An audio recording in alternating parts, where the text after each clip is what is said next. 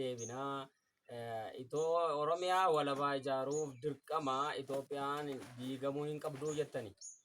Kanaaf mee yaada Oromiyaa ijaaruuf Itoophiyaan diigamuu hin qabdu isin jechisiise sana yaada sana nuu ibsaame guutummaa isaa. Gabaabumatti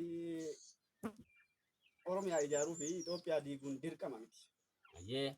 Maaliif jennaanii Oromiyaa ijaaruudhaaf Itoophiyaan diiguun dirqama miti wanta hin jedhuuf Itoophiyaan diigamuu hin qabdu miti.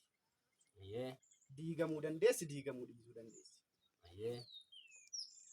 Kaa itti dhokaasaa jirruufi. Kaa lolaa jirruu fi maaliif jenna maaliifi Oromiyaa argachuu. Carraa kamiin arganne karaa nagaanis haa ta'u, lolaanis haa ta'u.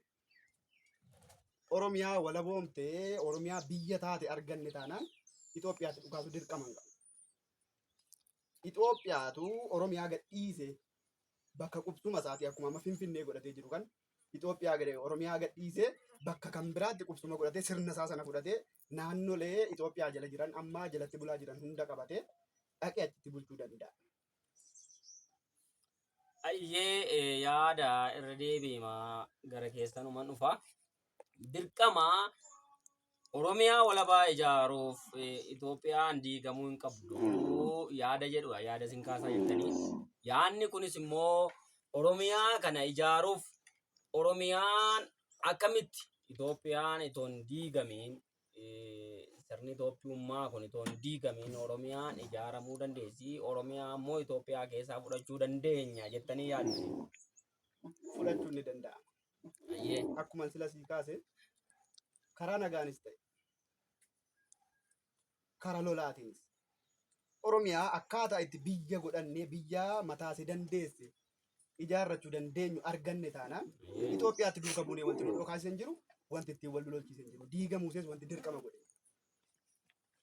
Kaayyoon keenya sanaa miti jechuudha. Maaliif jennaan ka barbaadaa jiru ka irratti dhokaasaa jiru ka biyya gochuu fi wal mormii taasisaa jiru wal lolaa jiru Oromiyaa biyya taate biyya itti goonee ijaarrachuu.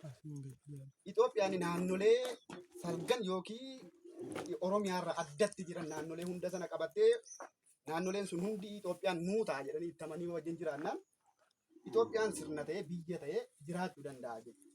Garuu qubsuma isaa Oromiyaa keessaa baafachuu qabaa jechuudha. Maaliif jennaan Oromiyaan biyya mataasee dandeesse taanaan seera mataa